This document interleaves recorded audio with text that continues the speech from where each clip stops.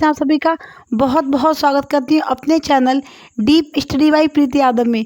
तो फ्रेंड, हम आपके लिए अभी पढ़ा रहे थे इंडियन ज्योग्राफी, जिसकी आज हमारी क्लास नंबर 3 है। इससे पहले हम आपकी 2 क्लास कवर करवा चुके हैं, जिसमें आपने अब तक पढ़ा भारत। जैसे कि जो अभी हम आपको पढ़ा रहे थे इंडियन ज्योग्राफी में, वो पढ़ रहे हैं हम भारत की नदियाँ। भारत की नदियों को हमने 2 भाग हम इसके पढ़ चुके हैं। जैसे कि हमने देखा था कि भारत की नदियाँ, जैसे कि 1 मिनट रुकिए, हम आपको इस डायग्राम में दिखा देते हैं।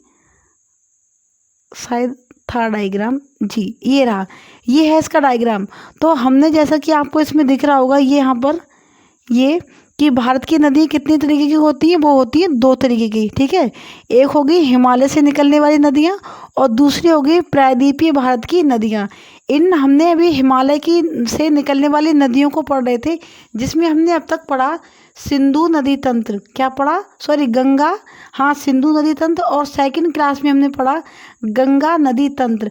अब आज हमारी 3rd क्लास है, जिसमें हम पढ़ेंगे ब्रह्मपुत्र नदी तंत्र, यानी ब्रह्मपुत्र नदी प्रणाली। इसमें आज इससे रिलेटिव क्लास में देखने वाले हैं। तो चलिए दोस्तों, टाइम को वेस्ट ना करते अपनी क्लास की तरफ बढ़ते हैं। इससे पहले अगर आपने अब तक हमारे चैनल को सब्सक्राइब नहीं किया तो प्लीज़ सब्सक्राइब कर लीजिए और बेल आइकन को प्रेस कीजिए, ताकि आने वाली वीडियो का नोटिफिकेशन आपके पास टाइम से पहुँचे। चलिए, तो जैसा कि आपको हमारी वीडियो का ये थंबनेल दिख रहा है कि ब्रह्मपुत्र नदी तंत्र, ठीक है। तो ये जो आपको इतनी सारी यहाँ पर दिख रही हैं, ये सारी नदियाँ हैं, वो किससे संबंधित हैं? वो है ब्रह्मपुत्र से। ठीक है, जैसे कि अब वो, ठीक है, और ये ब्रह्मपुत्र नदी जो है वो जाकर जब ये बांग्लादेश में जाती है तो वहाँ पर क्या कहलाती है? वहाँ पर ये जमुना नदी कहलाती है। ठीक है, चलिए अपनी क्लास की तरफ बढ़ते हैं। पहले इसके बारे में देख लेते हैं। जैसे कि यहाँ पर है, ब्रह्मपुत्र नदी 2900 किमी विश्व की सबसे लंबी नदियों में से एक है। इसका अपवाह तंत्र 3 देशों तिब्बत यानी चीन, बांग्लादेश और भारत में है। भारत में यह 1346 किमी की लंबाई में प्रवाहित होती है। ठीक है, इसकी टोटल लंबाई कितनी है? वो है 2900 यानी 2900 किलोमीटर ये लंबी नदी है, और विश्व की सबसे लंबी नदियों में इसकी भी गिनती आती है। इसका जो अपवाह तंत्र है वो कितने देशों में? 3 देशों में, बांग्लादेश, भारत और तिब्बत, जो कि चीन में पड़ता है। ठीक है, तो इतने हिस्सों में इसका जो है अपवाह तंत्र फैला हुआ है। चलिए अब देख लेते हैं अगले। यह है कैलाश पर्वत श्रेणी के, ठीक है, ये कैलाश के पर्वत श्रेणी के दक्षिण में मानसरोवर झील के निकट चैमायुंगडुंग ग्लेशियर से निकलती है। कहाँ से निकलती है? चैमायुंगडुंग, जो कि कहाँ पर है? तिब्बत में है, चीन के। ठीक है, वहाँ पर ये ग्लेशियर है चैमायुंगडुंग। यहाँ जहाँ इसे सांगपो के नाम से जाना जाता है। किसके नाम से जाना जाता है? सांगपो के नाम से इसे जाना जाता है। जैसा कि आपको ये यहाँ पर डायग्राम में ये दिख रहा होगा, ये यहाँ से, ठीक है, यहाँ से ये निकलना स्टार्ट होती है। फिर आगे देख लेते हैं। फिर है, इसकी 2 सहायक नदियां हैं। कितनी सहायक नदियां? इसकी 2 सहायक नदियां हैं। एक है दिबांग और सेकंड है लोहित। कौन कौन सी? दिबांग और लोहित, जिनके मिलने से इसका नाम ब्रह्मपुत्र नदी पड़ा है। ठीक है, बांग्लादेश में इसका नाम जमुना है।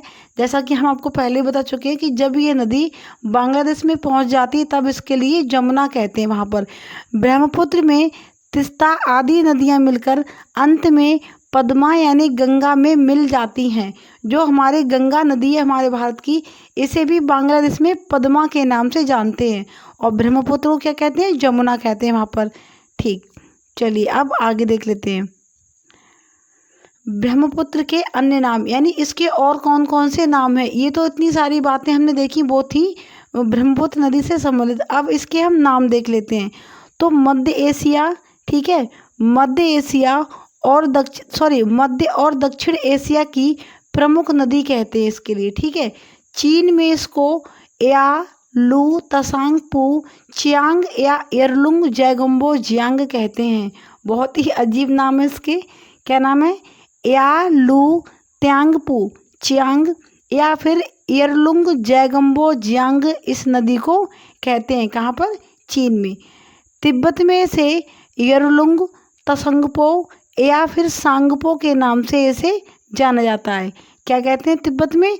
येरलुंग त्संगपो या फिर सांगपो के नाम से भी इसे जाना जाता है। चलिए फिर देख लेते हैं अरुणाचल प्रदेश में, ठीक है, तिब्बत के बाद कहाँ से प्रवेश करती है? फिर ये करती है हमारे भारत में अरुणाचल प्रदेश से, उसमें भारत में प्रवेश करती है। तो अरुणाचल प्रदेश में इसे दिहांग कहते हैं। क्या कहते हैं? दिहांग। ये देखिए जैसा कि आपको मैप दिख रहा होगा, यहाँ पर ये इस तरीके से यहाँ से ये होते हुए आई, फिर ये यहाँ से आकर यहाँ पर एंटर करती है हमारे भारत में अरुणाचल प्रदेश से। तो वहाँ पर इसके लिए हम क्या कहते हैं? इसे हम दिहांग कहते हैं। यहाँ पर दिख रहा होगा आपको, ये दिहांग लिखा हुआ है। असम में ब्रह्मपुत्र, एक मिनट, असम में ब्रह्मपुत्र कहते हैं। जब ये अरुणाचल में होती है तो क्या कहते हैं? इसे दिहांग बोलते हैं। अरुणाचल प्रदेश से जब ये असम में प्रवेश करती है वहाँ पर इसे ब्रह्मपुत्र नदी कहते हैं। अब जब ये वहाँ से निकलकर बांग्लादेश में प्रवेश करती है तो बांग्लादेश में इसे जमुना नदी कहते हैं।